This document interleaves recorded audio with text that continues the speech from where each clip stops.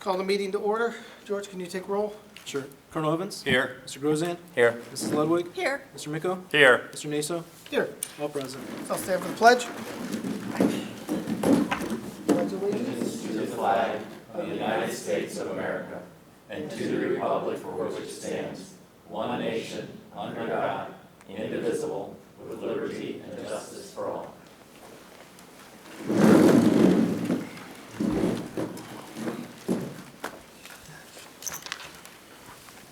That brings us to item 4, district goals. We have 2 goals. The first one is financial prudence, and the second one, the first one is student achievement. The second one is financial prudence. And we state our goals and make sure that everything in the agenda follows those 2 goals with all our decisions. That brings us to public comment. We don't have any. You turned in a slip? Oh, it has to be on my table by 7 o'clock. Denied. Oh, sorry. Just kidding. Please state your name and address. Hi there. Hello. My name is Sarah Markson. I live at 20624 Albion Road. Drake Elementary is right in my backyard still. I'm just, I don't know if I really want to make a public comment, but I'm hoping that at some point in this meeting, there's an update on the auction. I know that Cameron, you sent me an email about it hasn't gone out yet. But I guess I want to know when it goes out, how long will it be? Will it just be one day that it's in the newspaper? Do we know that? Yeah, so I've been emailing back and forth with the auction company. They've got a series of documents that they need from us. Mr. Donnelly will be back in the office on Monday, and he'll get those documents, but it's a 30-day posting. They're planning right now, and they're still solidifying the date, so I don't want to give those out, but there will be 3 open houses for the building. And once that advertising goes out, no, it will not be for one day. It will be, that 30-day window. And I can't say it's going to be in the Plain Dealer or the Post for every issue. But like we talked when we talked privately, Sarah, I'll share with you when that goes out. But that marketing campaign hasn't started yet. Once it does, then the 30-day window starts, and they're still projecting mid to late September as the official auction date for Drake. Okay, and then I read in the Post that the auction will be based on the price and the intended use, and you'll stipulate in the bidding package what the intended use is, but what's to prevent a sort of bait and switch? So And then is that the city's problem? that is, and so we talked about that we go with positive intentions that most people are honest, and when they have to declare specifically what they'll use that for, that they will. However, we asked that question, what happens if there's a bait switch? And that's where they said city council then is the last checks and balances for a fact that they won't approve whatever aspect they go to city council for if it's not for that intended purpose. But does the bid then become null and void? Or the building is off your hands, the property is out of your hands, and it's now between the buyer that you approved and the city? Correct, because Okay. once it gets that far, the bid or the part with the board and the district would be completed. Okay. That's all. Yes, thank you, sir. Thank you.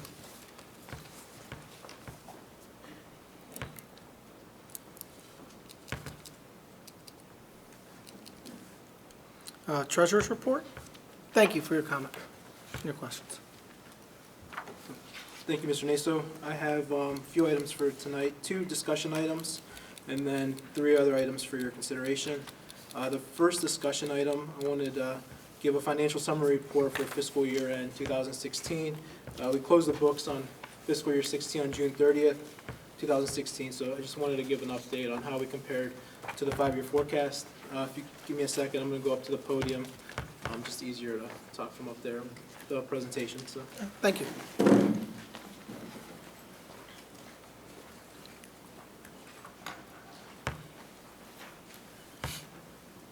So this is in the same format as the 5-year forecast.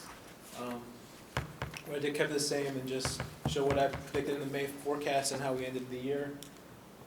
So the breakdown, we go over revenues, expenditures, and summary. First, general fund revenues. How we came in, our revenues consisted of, our largest chunk, 68% was property taxes, which generated about 49 million. Then our second largest chunk was state foundation. Then the state of Ohio property reimbursements and the homestead rollback was our third largest chunk. The TPP, TIP revenues, and all others such as catastrophic aid, Medicare costs, interest, pay to participate, and other revenues as they come in. So starting with the largest chunk, property taxes, we had forecasted 49.4 million. We received 49.8 million, so $400,000 more. And the reason was we received an advance in May for this upcoming settlement. We usually get an advance. Last year at this time was 100,000. I was expecting around the same. It came in at 500,000. So that's the increase there. So that difference will just kind of be offset by what we receive for the next fiscal year's settlement. So it's timing. Right, time. State foundation revenue, forecasted 11.4 million state foundation revenue. We received 11.1 million. The difference there again is due to timing. If you recall, the TPP that was phased out, although the state kept us harmless, they put it in two different buckets. The one bucket we still got from TPP, then the other, the hold harmless from the state. They gave us 80% of it in May. They're waiting to give us the other 20% closer when they wrapped up their fiscal year. We're hoping to get it by June 30th. We have not. We're still waiting on it to this day, so we should be getting it hopefully by the end of August. I'm hoping the other 20%, which makes up about $300,000. Property tax allocation, this is the homestead and rollback and the TPP. We forecasted 8.3 million and we received 8.3 million. And then other revenues. I have a question. Sure. On holdback. If the revenue stays, as long as we don't change the levy, the holdback stays the same. Right. But if you sell your home, do you lose the homestead? Is that the same? You know, Homestead? Because I was told if you sell your home and you move and you buy another house now, that you don't get that benefit, that you'll pay a higher tax rate because you won't get the homestead. And I was just wondering, as homes sold, would that reduce our revenue? you know, let me look into that. I don't. Okay. I heard that from a citizen too, and I don't know. I haven't seen anything official on it. The same thing, I heard it from a realtor.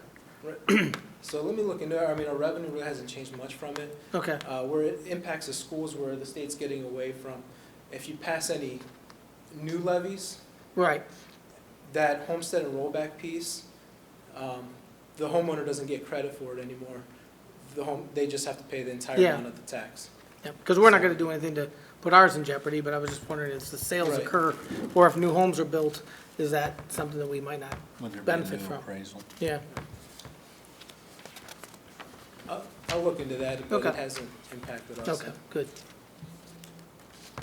So total, I'll just stand on other revenues. So other revenues, we forecasted 3.5 million, and we received 3.7, $200,000 more.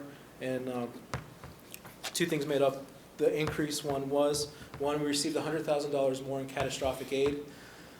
And what catastrophic aid is first, in the special ed area, when you're spending above and beyond what you're getting from the state of Ohio for kids that are high need, you can get credit back from the state through catastrophic aid based on what you report. So this year, we were able to report more costs than what has been previously reported. Rob, the assistant treasurers, worked closely with the special ed department. They did a nice job of calculating all the costs and getting as much as we could. And it was $100,000 more than previously. And then that's an ongoing increase as long as we continue to capture all those costs. The next was more of a one-time increase, was $100,000 in Medicaid reimbursements. The federal government is behind on giving reimbursements. We're still collecting from 2012. So this year in June, they gave us 2012, and then 2013 came in June. So we got two in 1 year. So they're trying to get 1 year lag So over time, that's just more of a one-time increase. Okay.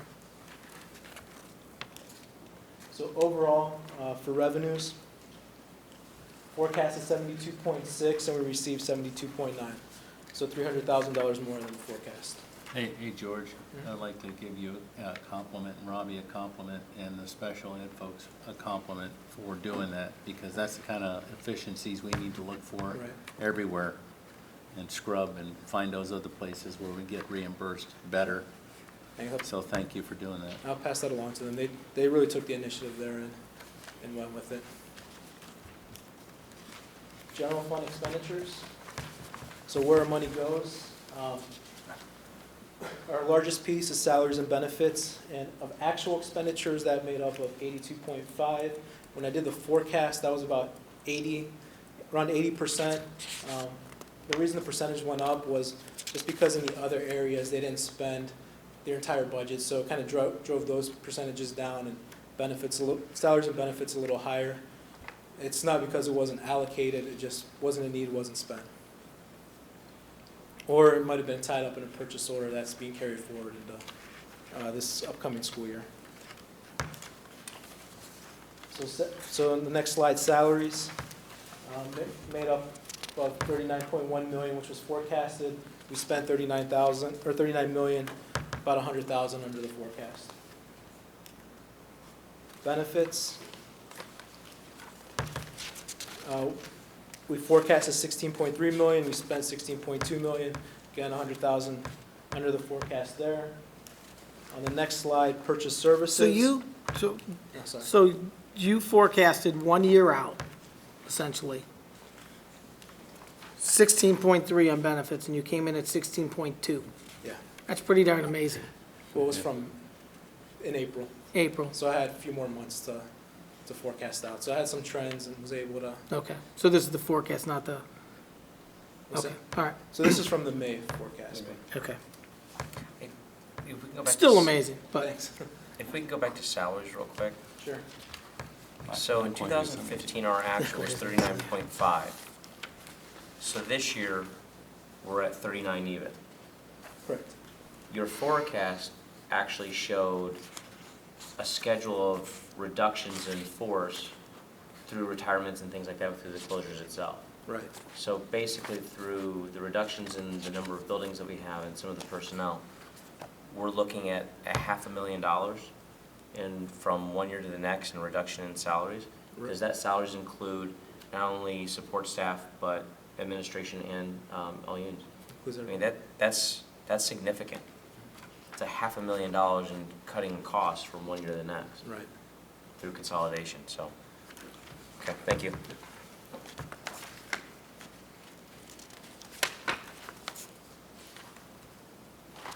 So on slide 14, purchase services, there we forecast 7.3 million.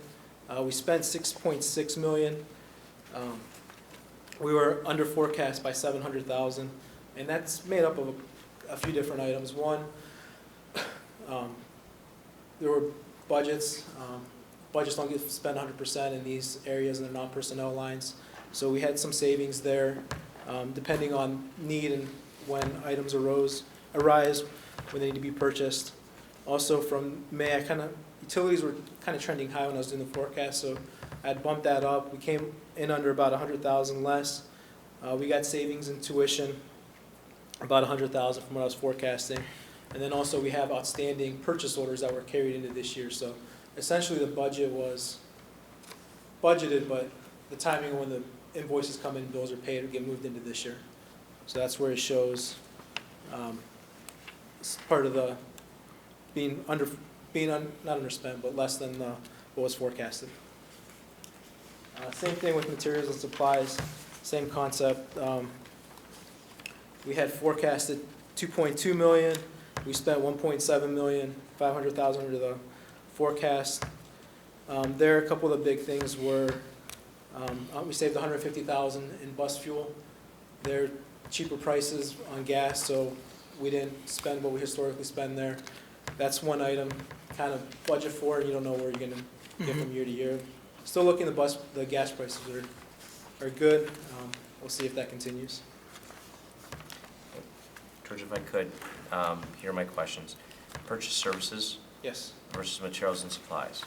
So our actual for purchase services was 6.2. I understand the forecast, we did better than the forecast, but we increased by $400,000 from 15 to 16. I'd be curious to know where that increase is or was. I'm not sure if the expenditure for the Chromebooks for the freshmen are going to come out of 2017, not 16 money, correct? They're gonna come out of 17, and it's gonna be out of equipment. Out of So it's equipment. not in purchase services. So I guess my question is, how did we go up $400,000? Was it due to some of the construction costs? Will we show a savings in a yield because we were taking 4 buildings out of offline? I just would be curious about that moving forward. Okay.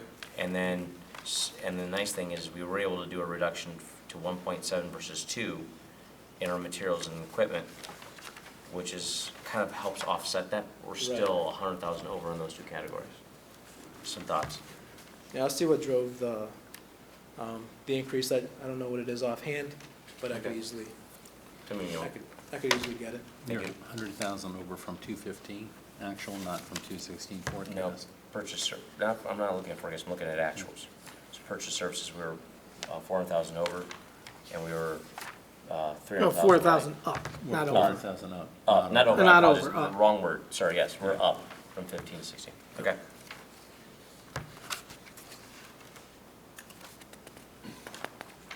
Good question, though. Yeah, good catch. Materials and supplies, mention, mention we're 500,000 under there. Biggest piece was the bus fuel. Equipment, we had budgeted 500,000, we spent 400,000. The difference was the technology department had equipment that they encumbered at the end of the year, and through a purchase order, it got pushed into this year. So they had essentially their budget spent, but since we're on a cash basis, it just didn't hit this fiscal year. Some more timing, it's just getting carried into this year. Transfers and advances, or I'm sorry, not other objects and transfers and advances.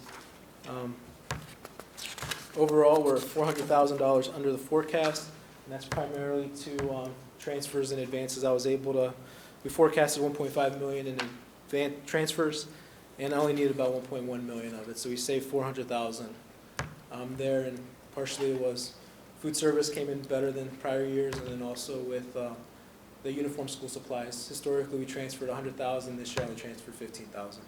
So we got some savings there, and then also to the termination benefits, didn't need to transfer as much as I anticipated. So overall expenditures on the next slide, page 18. It was forecasted 68.7 million, it came in at 66.9, 1.8 million under the forecast. So how does that translate to the bottom line? This is the May 5-year forecast that I presented.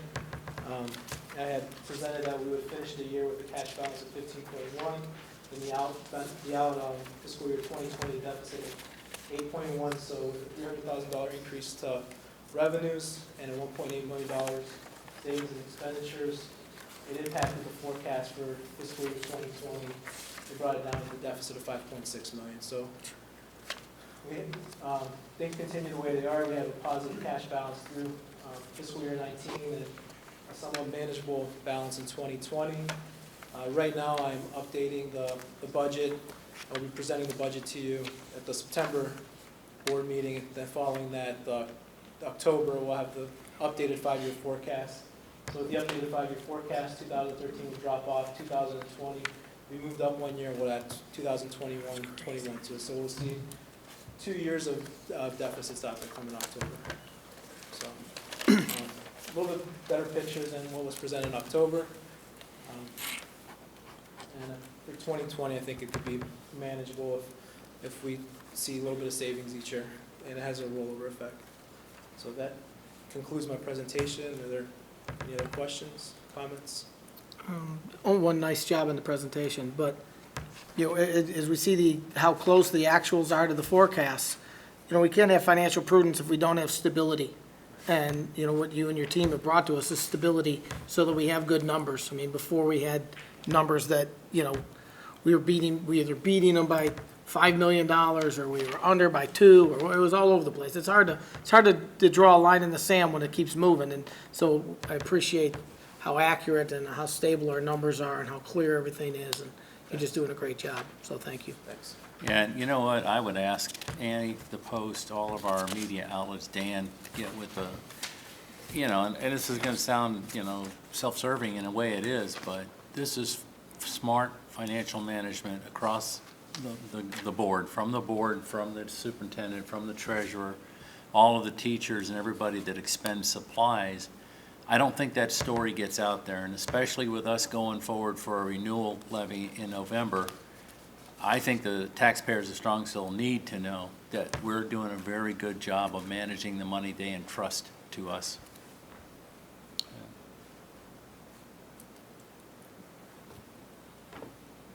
Good job. That's it.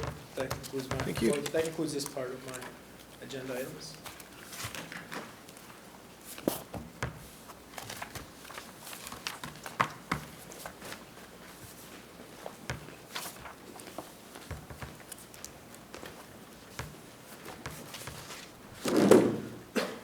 So moving on to discussion item number 2, the OSBA Capital Conference delegate, alternate delegate appointments for November 13, 14, 15, and 16 down in Columbus.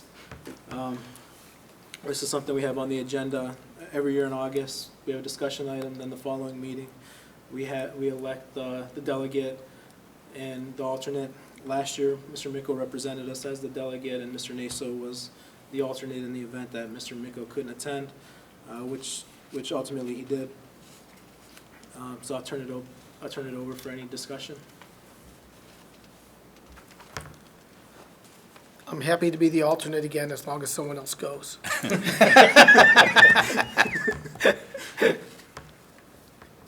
I'll back him up as the alternate. I'll step out.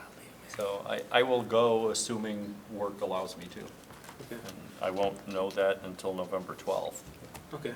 at the soonest. All right. So at the next meeting, I'll have I'll leave it blank, and then we'll nominate and appoint the alternate, and we'll have a vote there. Let's not say we did. So if there's no further questions on that, I move to my items that need board consideration. The first item be cafeteria change fund. Be it resolved upon the recommendation of the treasurer that the cafeteria change fund be established in the amount of $1,075. These funds are used to establish startup funds for the school cafeterias.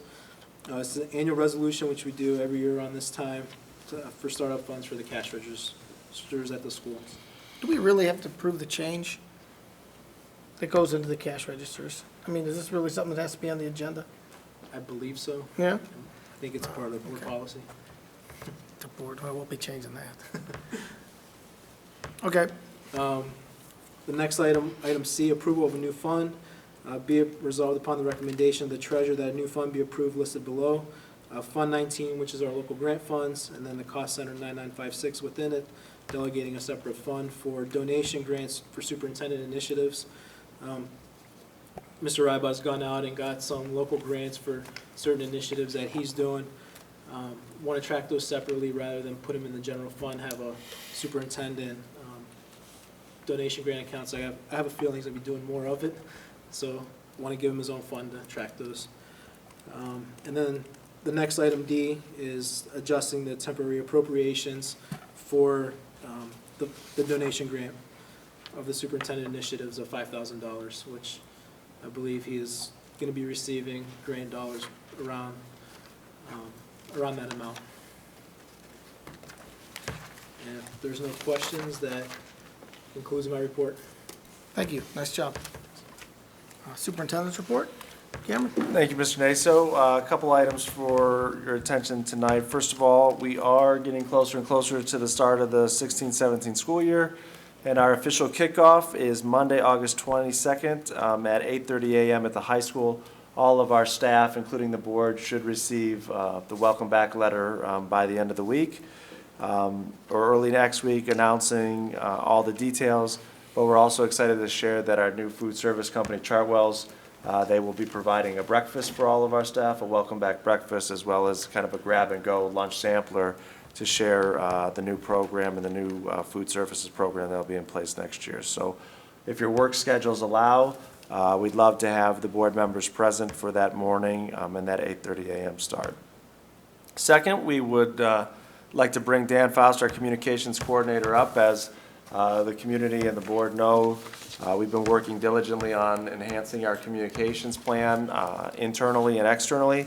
And Dan is going to share with the board and everyone what's in store for the 16-17 school year.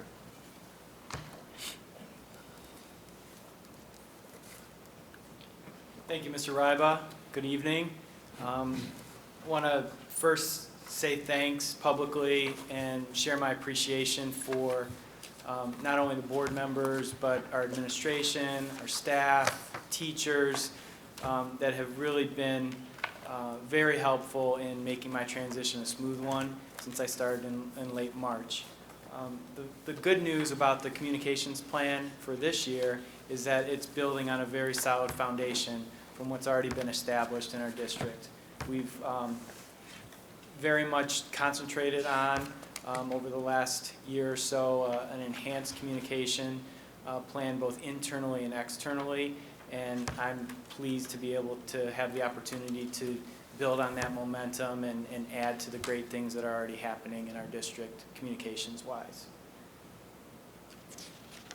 So I want to first start off with some goals of our communications plan and things to keep in mind as we communicate to all of our stakeholders in the district, internal staff, students, parents, and the overall Strongsville community.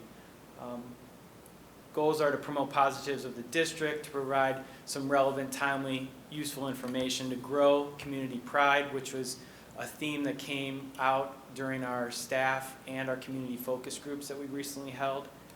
Encourage and enhance support and participation, and also strengthen those relationships, not only internally but externally. So what are some themes that you might see or might notice during these different various forms of communication and messaging that's going to come out?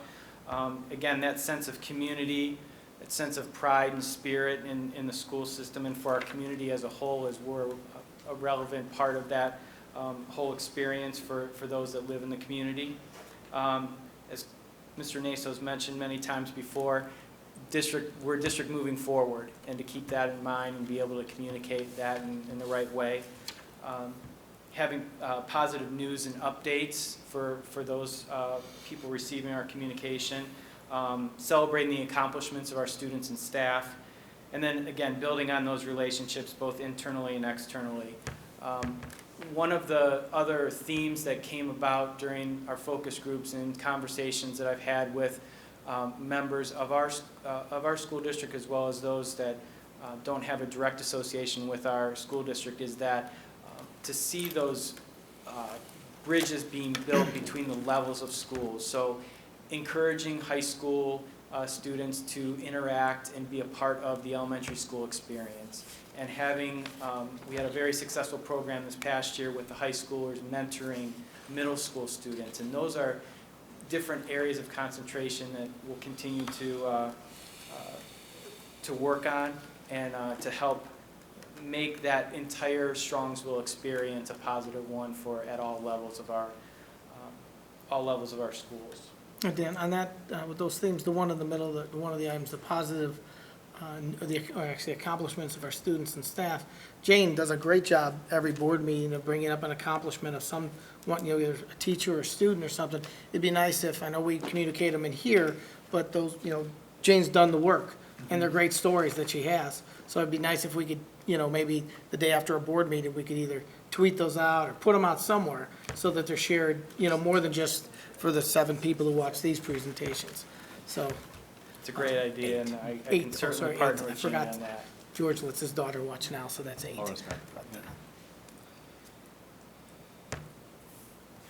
So in terms of internal communication, providing updates to our staff to make sure that they stay in the loop and know about the press releases that are going out and the different message points that might occur during a certain week or month. Mrs. Pelko's done a great job in organizing the staff recognition, the spot awards within our district, which will continue, and I'll work closely with them on not only the internal spot awards, but I'll detail some external ways to communicate that in a minute.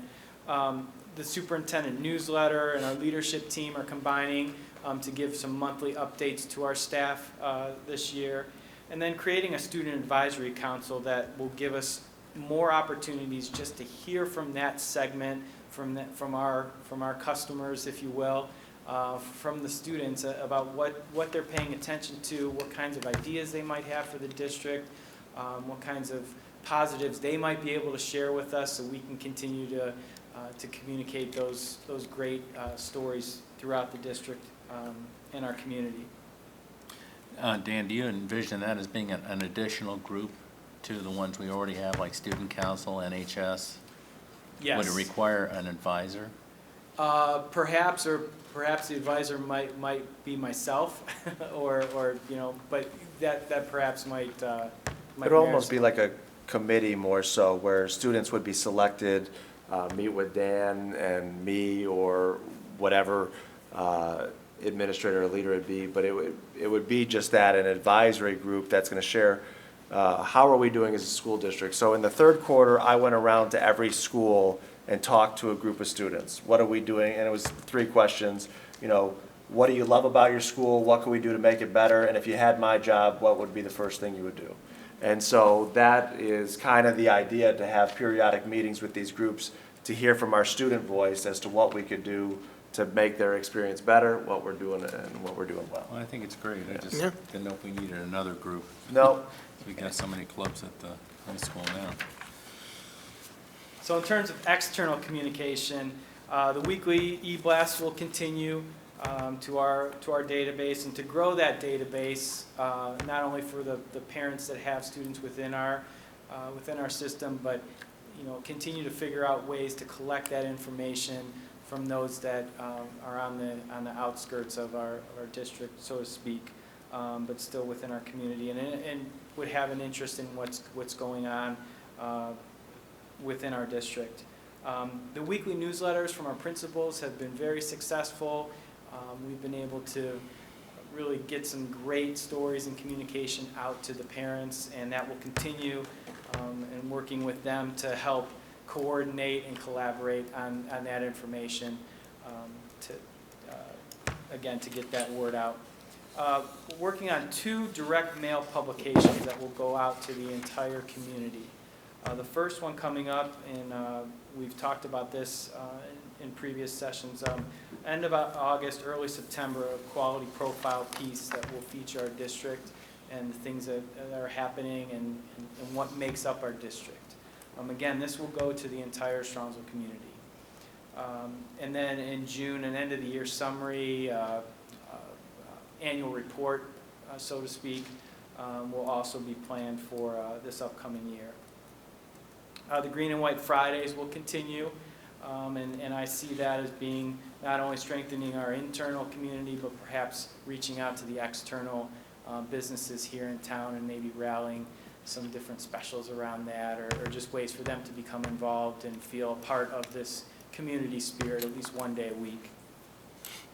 It'd be nice if, I know always, I don't know what time of year it is, but whenever, when the 7th and 8th graders are making their decision about where they're going to go to high school, right? Mm-hmm. So I know that at my house, we get a bunch of, I don't know why, but I get mail-ins from Padua, and I get mail-ins from, different schools where they're reaching out to us. It'd be nice if we had a suitable flyer, that showed, our graduation rates and the amount of scholarship dollars and the amount of students, percentage of students who get scholarships, and the, National Honor Society, all the things that we have to offer, that, and all our facilities and our incredible teachers, and, just some type of trifold, something, one card, I don't know how it goes out, but something that tells our story as well. I think the nice part of the building of the quality profile Okay. is the the break-off material that can happen from that. Okay. You know, being able to take certain parts of that and being able to either expand on that in a certain piece of communication that goes out, or just, you know, take it and reestablish it, Yep. re-message it to someone. Okay, perfect. And then again, seeking opportunities for continued community outreach. And speaking of community outreach, we have a few initiatives or a few plans this year in terms of getting more out into the community, and again, outside of the school walls, and getting in front of different civic groups, homeowners association meetings. The Post has been great and gracious in providing that monthly space for Mr. Riva to be able to communicate messaging that way, so that will continue. I talked about the direct mail publications, and then, you know, the community partnerships, building those relationships is a two-way street. It is nice to be able to establish those relationships and to strengthen those partnerships. But I envision people in the community, people in the Strongsville businesses being able to give back to the Strongsville school system in some way, shape, or form. So my suggestion is, and what I intend to do, is build a database of community members that are willing to come into the schools and maybe speak at career days, or a teacher that might have a lesson coming up that might fit into a certain industry or a certain area of expertise that someone might have, and having teachers being able to access this database and say, oh, I need so-and-so, or I need a type of person that speaks about entrepreneurship. And we've got a list of people that are able to come in and willing to do that on a regular basis. That's great. Some more community outreach, community conversation events. We're going to take Cameron on the road a little bit and appear at local restaurants and some gathering places in Strongsville, such as the mall, library, the rec center. Being able to meet and talk with people that maybe are surprised or not expecting to see the superintendent out at a restaurant on a certain night. But I think that gives us a great opportunity to again, reach some different audiences and reach some different people that are in the community and might have questions or might just want to say hi, and maybe put a name with a face, which always is a good start to developing a relationship. So again, this goes towards building that database of community members who maybe don't have children in the Strongsville School District, and we'll certainly have some opportunities and abilities to collect that information while we're at these various events. And creating a community advisory council. So a group of 10 to 12 individuals with different mixes in terms of their life status, whether they have kids in the school district or maybe don't have kids in the district that are at parochial schools, or someone that doesn't have kids at all. We're going to put a group together again to meet quarterly to discuss district issues and gain some additional perspective and insight. We have a very powerful medium in our television station and ability. So establishing the student video crew for the upcoming academic year, and then having teacher and staff champions or oversight at each building to help us coordinate that. Scott Benson can't do everything or be everywhere all at once. So and we've already reached out to some teachers that are very enthusiastic about that and willing to help. Establishing some monthly contests for video content, and these can be very informal, obviously with our approval in terms of where they're posted, but being able to have content for our YouTube channel, being able to have content for our website, being able to have content for our SCS TV channel. So just looking for different ways for students to have an outlet to tell us what they are enjoying about school, or maybe their experience for a certain activity or club, things that they're willing to share with us. I think would be coming straight from the students. I think would be would be a great vehicle and a great message, great perspective. And then doing some video updates with a more of a formal news magazine feel in order to produce a certain show that, again, revolves around the stories about the district, featuring teachers, students, and activities. So some events to look forward to in 2016-17. We've talked about convocation, the first day of classes, and the opening of Strongsville Middle School in August. In September, the new turf field will be revealed at the first home football game. We've also got an open house on September 11th at Strongsville Middle School that will be an event in conjunction with the Strongsville Education Foundation. In November, we are going to be holding a Family First Night, and this night is a night where there are no district activities scheduled for your schools that night. It's an opportunity for families to be at home and cook dinner together and play games together and really have a night out that is that separates all the distractions that might go on in a normal family night with all the different activities that a student might be involved in. That'd be great. No big test the next day. Exactly. That's right. February, I'm mentioned this and starting to work with Chartwell's on an Iron Chef competition. So that I think that would be fun, a fun event after Chartwell's has a chance to get their feet underneath them. Having that as part of a second half of the year type event that we can work on. And also the Strongsville High School renovation open house that will probably occur around that time to showcase the great improvements that have gone on over these last couple of years in terms of construction and rehab to the high school. We have in March we have a realtor event that we're planning where we invite local realtors probably to the middle school and talk to them about what makes up Strongsville City Schools and some of the talking and message points that we can arm them with when new residents are seeking and considering housing within our district. Distinguished alumni event in April, which I'm going to touch on in a minute, that deals with our reestablishing and strengthening our alumni relations and our alumni outreach, and then of course graduation in June. Hey, Dan, don't forget Career Day. That's a big deal at the high school. And that happens in, It's either April Yeah. or May. okay.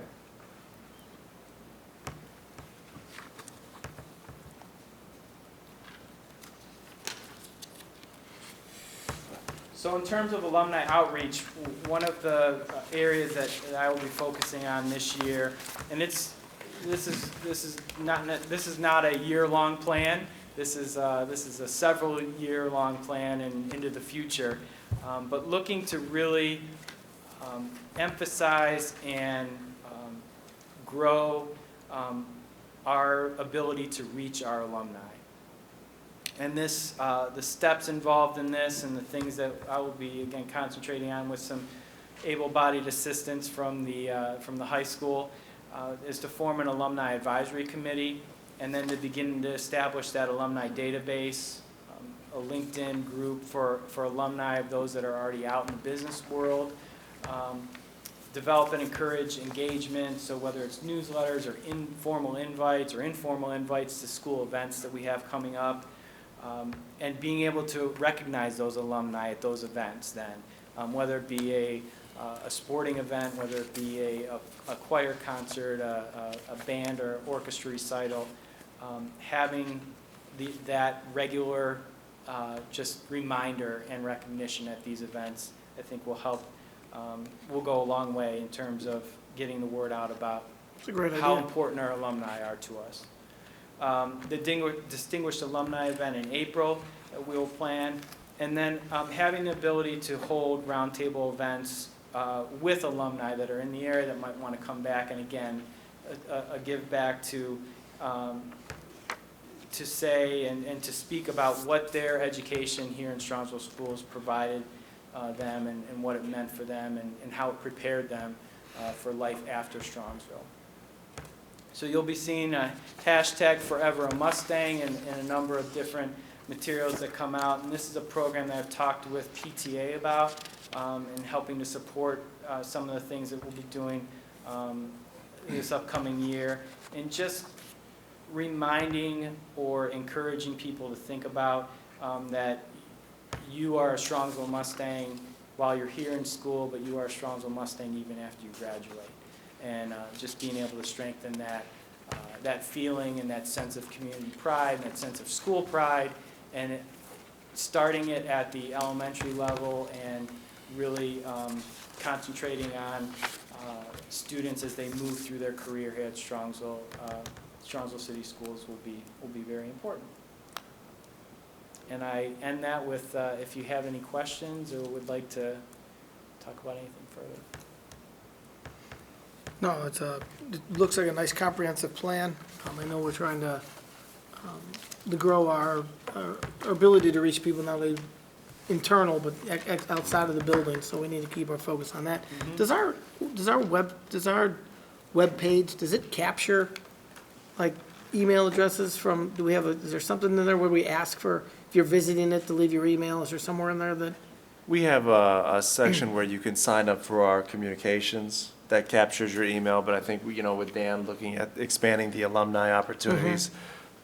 But yeah, we have a piece of, if you would like any communications, give us your email and we'll get you in on all that. But I think the alumni piece is where it's going to expand this year. I mean, maybe we could have something like, they're annoying, but a pop-up window or something while you're in there that it just pops up like, hey, do you want to be included in our regular communication stuff, please enter your email, maybe that, because if you're looking for it, we probably already have it, probably, most likely. If you're looking to enter your stuff, and you're probably already there, but if you're just checking out something and you click it and all of a sudden you enter your email address or whatever, it pops up and asks for it, maybe we can get more. Yeah, I'll see what we can do. I'm Yeah. not sure of the options, but I'll check it out. I'll just, the idea of the realtors meeting, Cameron, you got that, you had mentioned that maybe 6 months ago. Yeah. It's brilliant. What we do in our schools directly affects the property values of every single homeowner in Strongsville. To be able to talk to those realtors, talk about the wonderful things that we are doing and our plan, our 30-year plan, just a brilliant, brilliant idea to tie what we do to the taxpayers, to their property values. Coming from a business guy, that really just makes so much sense. So that's a great idea. Please do it.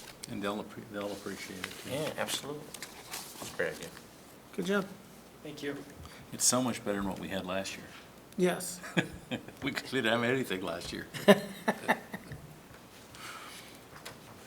All right, thank you, Dan. Thank you. Moving on for district facility rental fees. There's a handout in front of the board that states that information at the top. One of the obligations of the board is to annually vote and approve our rental fees.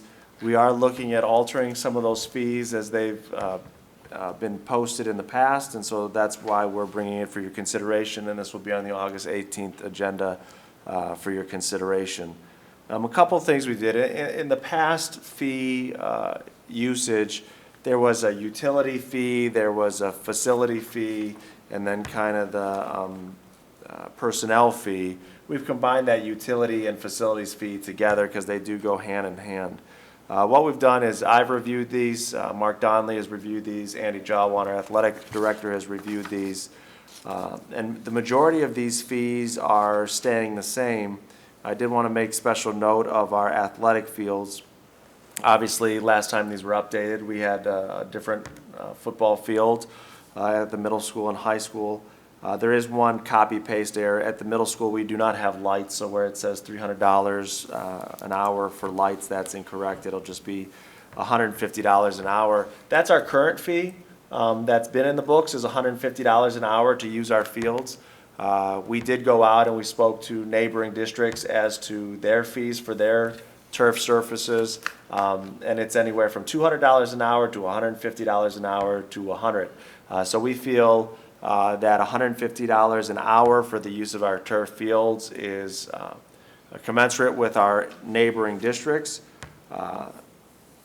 For the high school, though, there is a cost associated with using our lights. So we are proposing that there would be an additional fee, that it's $150 just to use the field. With lights, it would be $300 an hour. And then we did add, based on the suggestion of Andy Jalwan, which I think is a great suggestion, that we add a line item there underneath it for full use of Pat Catan Stadium. So if you just want to use the field and you just want to use the bleachers and the lights, if that's the case, those would be those rates. But if you want locker rooms, press box, restrooms, scoreboard, you want the full stadium, then we are looking at a $2,500 rental fee for 6 hours. And then if it goes over 6 hours, we kick in the additional hourly fee. And we're seeing a lot of interest that's coming into the district, and a lot of requests for what our fees are. We're going to get a lot of requests from the OHSAA for tournament play on our field, and the OHSAA will pay whatever our rates say they are. So I think it's important to have that piece in there for those events that may want to be a full day max use for every part of Pat Catan Stadium. The personnel costs are there, listed, most of them, the planetarium, as it says, if somebody wants to rent that space outside of the normal school day, there would be a fee for her services. For the stage supervision, sound technician, or lighting operation, we are going to have 2 phenomenal auditoriums in our district that have state-of-the-art equipment that we cannot let anyone else utilize other than our trained folks. So if it's just going to be house lights and you're going to want to use the space, that's a rental fee for the space. But if you're going to do anything with sound or lighting, then our people need to be in there. Custodians and cooks, that would be for any additional work outside of their normal workday. Does the hourly fee for the athletic fields and the other facilities, for that matter, cover the cleanup after, or is that all, I mean, do we have to have, how many of these rentals require personnel? Obviously, the planetarium, the stages, if you're using sound equipment or anything like that, but what about the athletic fields? Does that require someone to open and close the field? And Yes. is that included in this rate? Right, so what the rates go to is, for the personnel costs, it's just simply to cover our additional expenses. So that's the only purpose of those. And Yeah. when you rent our facilities, there's a half hour additional built in, a half hour in the beginning for, getting it set up, a half hour at the end for cleanup. Okay. So if you rent it for 3 hours and it's on a Saturday, you're gonna get custodial hours for 4 hours for that additional setup and cleanup. In terms of the rental fees, what that goes towards is it's a separate line item in the budget that's for wear and tear, for helping to support and upkeep those facilities. But there's qualifications, Mr. Naso, in the administrative guideline that there may be additional charges for extensive setups. If we have to set up this room with 500 chairs, there will be additional charges for the labor to do that. However, if this room is like this and you want to use it just like this, we're not going to charge you because it's no additional work that we Okay. have to do as a district. I had 2 questions for Sure. you, Cameron, on this. Number one, cooks, should that be Chartwell's? Because don't the cooks now work under the auspices of Chartwell's? Like, they couldn't just hire one of our cooks aside from their job with Chartwell's, could they? Well, the Chartwells are the cooks, and all of the employees are still our employees. But yes, so for example, what they would do is they would ask, let's say somebody wants to come in and say, the Rotary wants to hold a spaghetti dinner at the high school, and we want the food service program to do it. So as a part of that, they would pay the cost of what it's going to cost for our cooks to be there to do that. We don't really, I can't remember the last 4 years somebody wanting the services, but in my past districts, we've run speech and debate tournaments where we've opened up the kitchen and done a concession stand, so to speak, or a lunch for the kids. So that's something where that fee would be in there. Well, I know Chartwell's does that, so Yeah. I was thinking we would get them in here somehow as like the caterer, if you will, or the, It's really the same. When it says cooks, it's really Chartwell's, so it's one and the same. okay, but in writing it didn't happen. Yeah. The other thing I had was, Are we going to have anything in the written agreements that we'll have? I'm assuming we have people sign for this that indemnifies us in case there's any kind of catastrophic damage. Yes, so it depends on what the group is, but we become the secondary insurer, so they have to provide their primary insurance. It has that indemnification clause in it, so yeah, there's a sign off on it, and what happens is just, the district, they're the primary insurer of the event, we would be the secondary. Okay, I just want to be able to go back against anybody that would, tear the field up or Correct. do anything to any of the facilities that we just put so much money and effort into.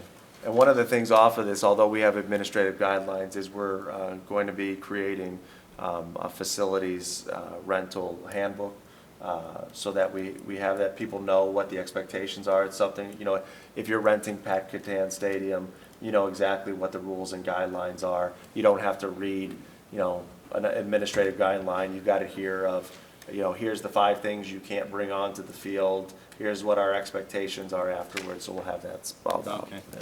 Thanks. I had a question.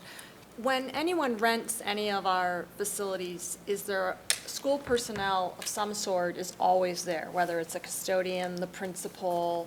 So is that just inherent, or is that somebody you're assigned to, kind of be the school sitter, or how does that work? How that works is, if it's during the normal work hours of our employees, so typically evening activities, the school sitter is the custodian. Okay. And there's usually an assigned custodian that oversees the rentals.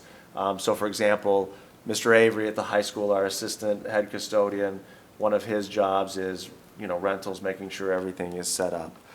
If it's outside of the school hours, it's typically still a custodian, but that's where the additional fees would definitely be put into place, because we are paying them to work outside of their hours, and we would recoup that cost by charging back that rate. Okay, thank you. What about my favorite position, faculty advisor? Isn't that the one, or the faculty coordinator, whatever? Yeah, that- and that's, at the high school, that's right, Mr. Evans, you're right, they could do that as well. Cameron, and I don't mean it to sound flippant, are these rates high enough? Because we're recuperating our hourly cost and things like that, but the buildings are community investments, but when we have private groups coming to use them, should we be comparing to what North Royalton is charging, or should we be comparing to what other commercial venues are charging? And the ones, for example, we've had the privilege of seeing the middle school cafeteria. And after after you see the middle school cafeteria, the thought of renting it for $40 an hour just seems vastly under the amount that it should. I will give my opinion, and I had a very strong conversation with Cameron about this. In any small business, because we don't do well at this in our district, and we have never done really good at this. We don't have a lot of people that want or need or want to rent our facilities. But now that we've poured several $1 million into these facilities, this is an opportunity for us to not only have community engagement, but to have a bunch of people who could use our facilities, pay us a fee so that we can keep these facilities looking good. And in any small business, what you do is you first got to create the demand, create the need. We're in our first year. Let's crawl a little bit. Let's get some demand. Let's get some people who want to schedule out our facilities, and then we can always review, recoup, look, analyze, and then increase our pricing. My opinion is, let's get some people in here. Let's get some organizations that want to. My daughter dances for a private company in Strongsville, and their shows have been down in Medina. So we drive all the way down there. And now she's looking at our wonderful brand-new high school auditorium that we've renovated. So my 2 cents are, let's try to get some people in. Let's get some contracts. Let's get some, let's get some people wanting our facilities, and then we can always adjust after we review. I hear you, George, and I agree with you with one exception, and that is I think that the rate for the middle school cafeteria ought to be the same as the high school, because it's every bit as nice, if not Should be nicer. more. Yeah. 40 or 50 bucks Oh, you an haven't hour. even seen I the mean, I new know high it's- school one yet, though. Struggled to like right around First Communion time, or, you know, it's like everyone in Strongsville is looking for the facilities at the same time for graduations or whatever the event is. And I know, that we use that, we got that facility down on, the horse riding farm, what is that, I can't think of that farm, whatever it is. We paid a, Goodyear barn down there? no, Camp Cheerful. We rented Camp Cheerful, that barn in there, and we paid, like, my goodness, I mean, I think we must have paid like $450 plus a cleanup fee for like 4 hours over there. And, so I mean, I see what you're saying. I don't wanna like gouge, but at the same time, at least the cafeteria at the middle school should be the same as the high school. I mean, I agree with you on that, Rich, maybe 40 or whatever, just to get, I mean, we wanna get people in there, but that's an incredible facility. I mean, I might rent it just to sit in there someday. How For an does hour. this rate, did you compare it to like renting the rec center or the old town hall or some No, of we the do that. current We Strongsville could do that before the next opportunities? meeting, Okay, yeah. just So to see just how what that would is. And I want to compare. get people in there, I agree with 100%, and this is the difference with this is, this building is paid with, this building was built with taxpayer dollars, right? So the taxpayers should be able to use their facility without being gouged. It's when it comes from outside, or at a minimal fee. We got to balance that, right? Because Correct. they paid for it, they shouldn't have to rent it, We right? can always make two schedules, one for residents and one for other concerns. Yeah. Well, we do have guidelines as far as, you know, Profitable. whether the person renting it is, you know, the Cub Scouts or what have you. We already look at those kinds of organizations as part of returning that investment that the public entrusted us with. These are fees for private organizations That are wanting to making a profit. that want to run our facilities, and they're making a profit. And Check I it think out. we need to be a little more judicious, and I agree, we don't want to gouge, and as a business person, we don't want them so high that we price ourselves out of the market. But I'm looking at these fees, and I've seen those buildings, and they're too low. Other than, Mr. Miko, are there any other ones that I can start doing a comparison that, is that a global statement? Are there ones in particular that you'd like me to In take a look at? general, you know, because the other thing I look at, and especially, for example, the turf, you know, we need to think about that 10-year cycle where we're going to be replacing turf. And do we price these accordingly? People are going to want to use the facilities, and we need to price them accordingly. I'm not too worried about the computer lab at Right. $35 an hour. Yeah. Even the turf, $150 an hour, that's, you know, I mean, for an organization that's gonna use it, it's gonna be a soccer team or something like that, so I mean, it's a good purpose. A little commercial group that uses it, that's charging, you know, $300 for, you know, whatever. We just gotta, let's just take one last look at it. Okay. Make sure we're in balance, and then it makes sense. Let's look at inside and outside and just see if it still makes sense, and Sure. otherwise, then we'll just go with it. You know, and again, I like the idea of the 2,500 for the full use. We need to make sure that's rational. You know, 6 hours for $2,500, $300, you know, an hour for the high school. That's $3,000 for 10 hours, so I don't know if they are rationalized. Just something to look at. I will review that and get you back a new draft prior to the Okay. 18th meeting. Perfect. Thanks, everyone. The last thing on timely information is the shared food guidelines, and the board has a draft letter that I want to review with you. We've updated a bunch of procedures over the summer. We talked about fees and busing last time. After going through my first year as superintendent and working with a variety of families, we have a significant number of families in our district that have children with severe and life-threatening food allergies. The number grows every year. And we've worked with those families on an individual basis, but based on the number of families I worked with in the past couple years, I do feel it's important to put some clear guidelines in for our preschool and elementary schools, specifically because those students are at an age where sometimes it's difficult for them to know the specific restrictions they have in food or to act on that.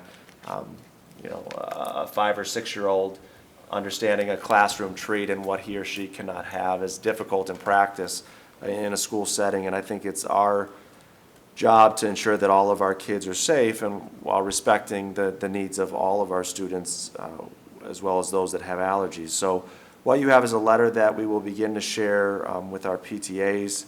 We've shared it with our principals, and we will share it with our community. That basically states that for preschool and our elementary schools, we will no longer allow homemade or home-baked food items as a shared snack. So that means really, in practice, if I'm bringing in a birthday treat, if I'm bringing in shared snacks for parties, they need to be store-bought and they need to be peanut or tree nut free. We have students that are allergic to eggs or milk or latex or other restrictions that we will still leave that on a class-by-class basis. But globally, this is the change that we're going to implement, and we're going to work with our PTAs and families to go through this change. I've also worked with Chartwells. Chartwells will be an option for our families that may want to, have a birthday cake or cupcakes made, that instead of worrying about going to another store and ensuring the ingredients are what needs to happen, that they will provide those items in a safe way for all of our students. So I'll be happy to answer any questions the board may have, but wanted to give an update on a new guideline that we're going to put in place for next school year. How are we going to get the letter out? The letter has been given to principals. They will be able to share that out. We'll do, like we did with the other ones, we'll do a mass share with our e-blast group. We'll do that here next week. And obviously our secretaries, principals know, once we get close to class party season, we'll send out another reminder to make sure everybody's in the loop, and we'll work through the transition together. And I just want to be clear, we're not going to mail them. No. I just had a question. In pertaining to the whole allergies and students, is that something that's covered in our health curriculum in the schools, educating children about the importance of food allergies? I know we have, tooth care and we have nutrition. Is that a component of our current curriculum, do you know? I'm not positive, Jane. I'll have to check with Erin Okay. and see where it is. Yeah. Might be an opportunity to educate people about how important this really is. All right, thank you. And with that, that concludes the timely information. Moving on to business services, we have 3 change orders for your consideration. The first is at the middle school. Be it resolved, the recommendation that the Board of Education approves an execution of a change order with Hammond Construction to provide labor, materials, and equipment costs to remove and replace unsuitable soils from June 20th to July 11th at the new parking lot, to be determined by an independent testing agency at a cost of $237,663.23. Funding will come from the Middle School Construction Fund as found in Exhibit C. And once you get a motion, Mr. Naso, we could talk a little bit more of the specifics of this. And Dana's here from Hammond to answer any questions that you may have about the soils that we've been finding underneath our old parking lot at Center. Have a motion? So moved. Second. First by George, second by Duke. Dane, want to come up and talk to us about this?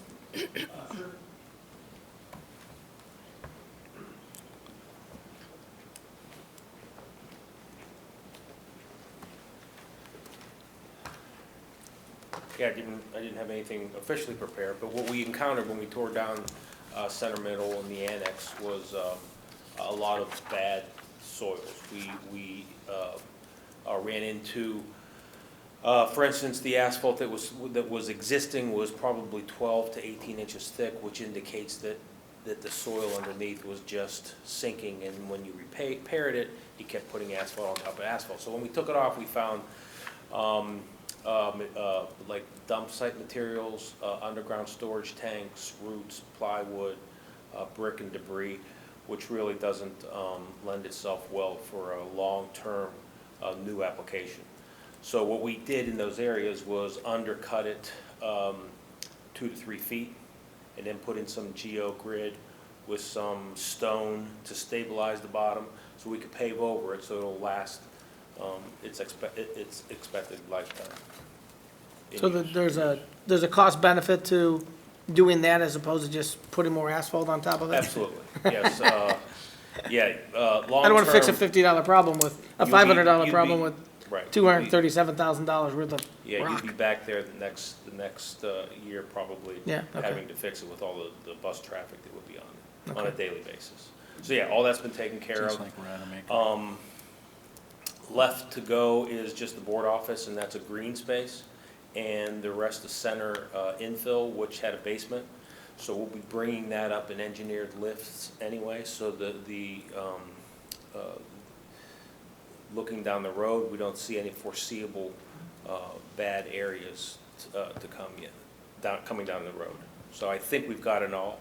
I was just over at the site before I came here, and a lot of it's been paved, so it really looks good. What do you backfill in those basements with, just soil and compact it? Well, the soil that we compact it with will be proctored. In other words, it went to the testing company to make sure it was able to be compacted to 98 or 100%. And so we bring it up in 8-inch lifts with dirt, and we have it tested as we bring it up every 8 inches. Okay, and then base course, and then, Then it'll be base course, although you'll have, I don't know the exact profile, but you'll have stone underneath, and then a base course of asphalt of probably 2.5 or 2 3/4 and 1.5 inches top coat. okay. And then on the heavier duty asphalt, you have thicker stone and thicker asphalt on it. Heavy duty is the bus loop. School buses have one of the highest per square inch pressures Pressure on on the tires. asphalt roads, because you only have 4 rear tires against the asphalt. So.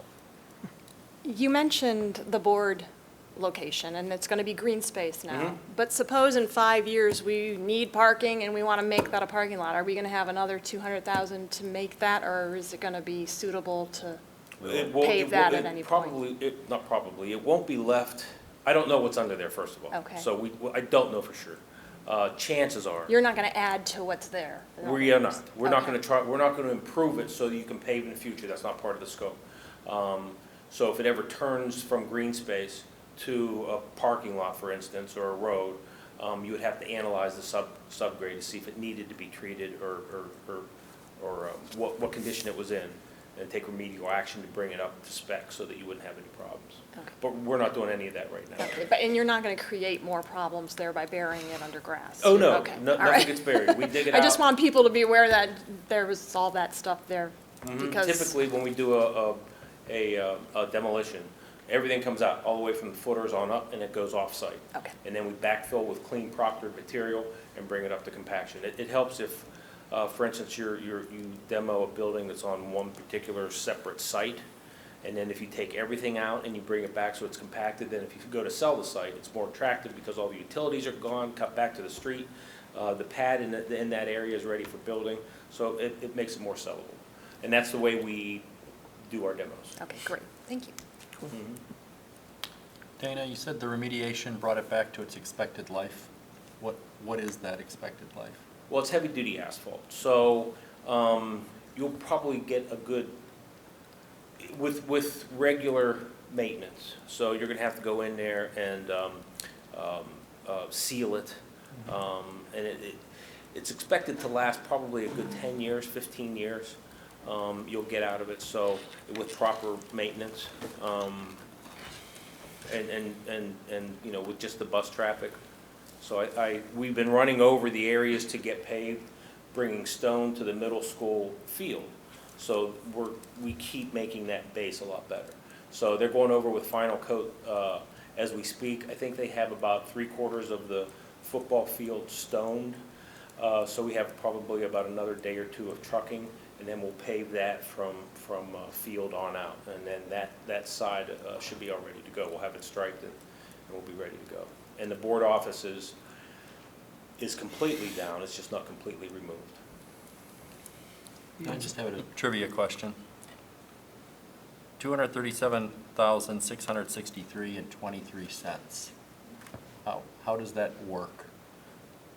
You know, why can't we just do 237,500? Yeah, well, it's all based on a unit price. So when we bid the job, we anticipated that there may be some unsuitable soils.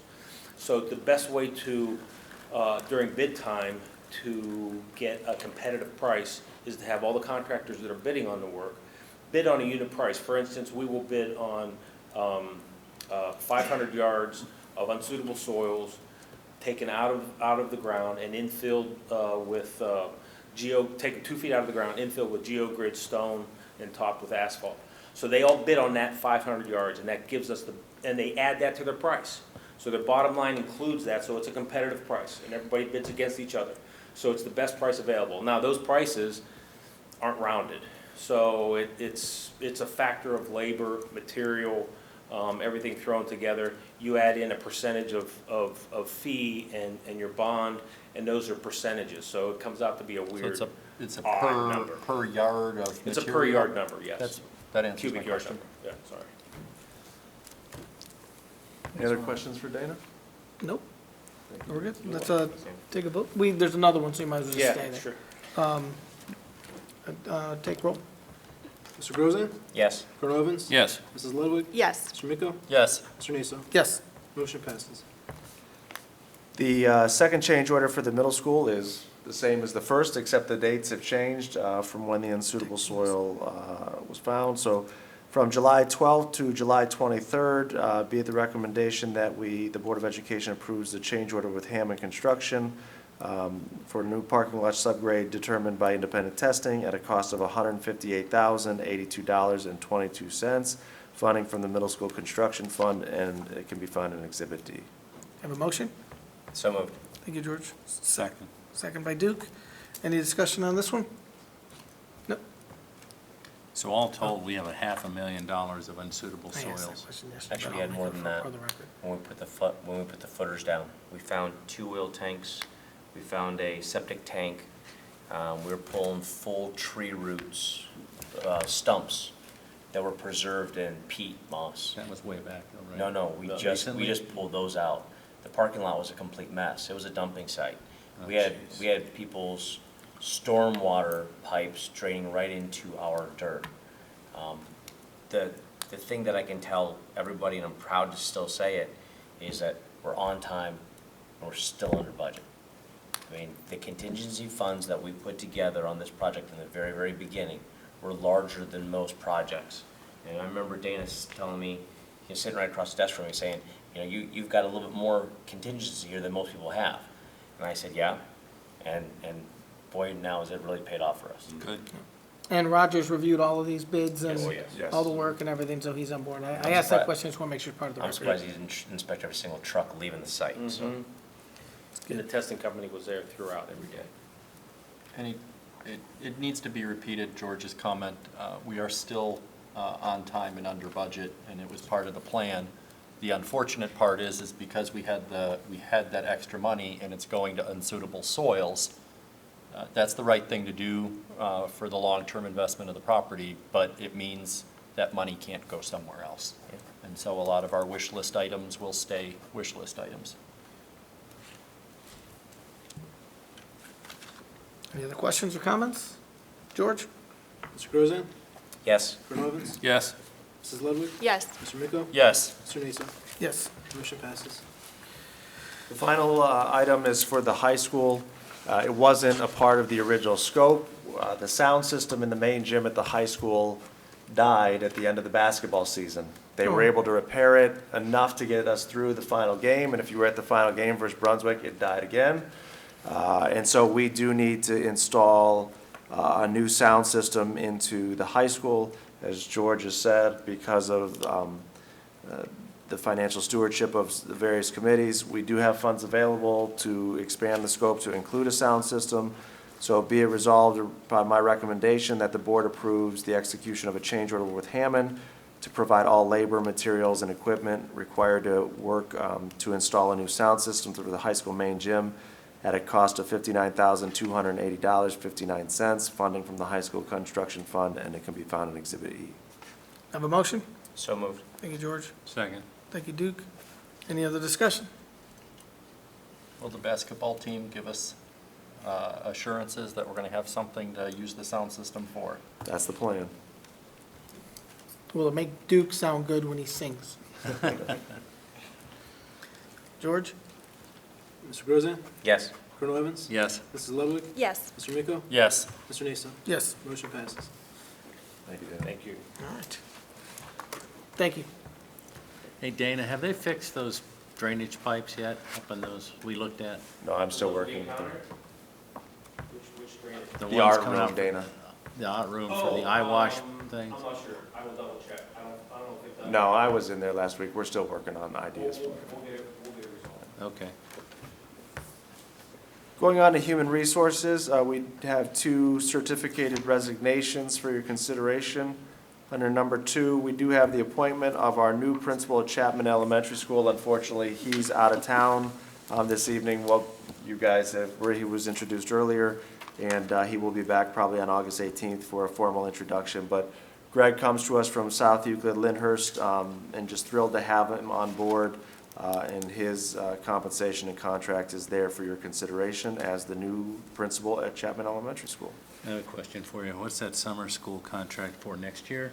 For the upcoming summer, yes. Next year? Yes, summer of 17. Okay. Yeah. Appointment certificated, we're excited, we found an outstanding one of our second candidates for our Air Force Junior ROTC program, so that's there for your recommendation, and we are now fully staffed upon your vote for our program. Going on page 6, we have a speech pathologist, Mackenzie, here. This whole paragraph, again, is pretty standard. It says she's a recent grad. If you don't do all this stuff, we will not hire you. But she's finalizing all of her paperwork, and was going to be a great addition to our staff next year, along with the 3 other new employees that will be hired as listed there. We do have an appointment of a non-certificated staff at the bottom of page 6, and that is it for human resources for this meeting, unless there's questions. Good job. Under D, technology, we have 1 item. The Northern Buckeye Education Council and NWACA, an agreement for our internet and filtering fees for a 3-year contract. Be it resolved, my recommendation that the member service agreement between NWACA and Strongsville City Schools be approved to provide unbundled internet access, a 3-year contract for 17 and 19 for a cost of $42,244 for basic internet fees, and $3,772.30 for content filtering, as found in Exhibit F. That's for 1 gig service, right? Correct. Okay. All right, that brings us to the consent calendar. Cameron, I just wanted to comment. I sent Vicki an email about it, but I read the contract, and the high school is the address for notices on that network contract, and I'm assuming that needs to be updated. Okay, I'll check it when she gets back. Thanks. We're consenting. I'm waiting for Cameron to stop, all right? I'm good. Are you good? Thank you. Okay. Now that brings the consent calendar. Everything that has an asterisk is adopted in 1 vote. Do I have a motion? So moved. Thank you, Duke. Do I have a second? Second. Thank you, George. Any discussion? I don't recall there were no modifications to any of the asterisk items. So unless we have discussion, I don't think we do. George, take roll. Colonel Evans? Yes. Mr. Grozen? Yes. Mrs. Ludwig? Yes. Mr. Miko? Yes. Mr. Nasa? Yes. Motion passes. Excellent. Brings us to item 9, board policies. We have a second reading for a number of policies. And I think it's usually the third reading where Richard regales us with all the information, and Jane will add in, We'll chime in. tag team. Tag team on those items. We have that, and then that brings us to item 10, Board of Education and other. Do you have any other? I have one. Richard? I have 1 Board of Education other, and that's just to remind everyone that the Ohio sales tax holiday starts on August 5th at 12 a.m. and ends on Sunday, August 7th at 11:59 p.m. And anything, clothing priced at $75 per item or less, individual school supplies priced at $20 per item or less, and school instructional material priced at $20 per item or less is sales tax free during that weekend. Last year when the state did this, families or people making those purchases saved over $3 million, if I remember correctly. So as my daughter has pointed out, back to school shopping is something she's very excited for. Back to school, not so much. That's tomorrow, right? Starting That's tomorrow. tomorrow evening at 12 a.m. Well, it's actually tonight then. That's tonight.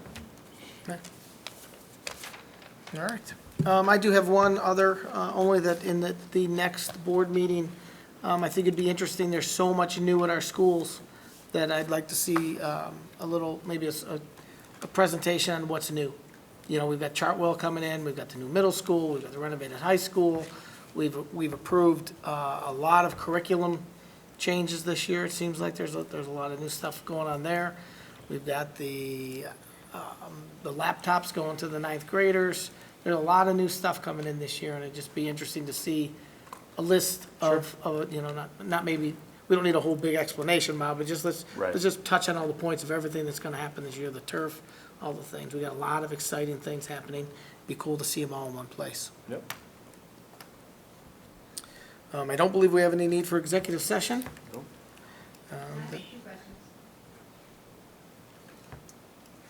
After the meeting? After the meeting, you can. Sure.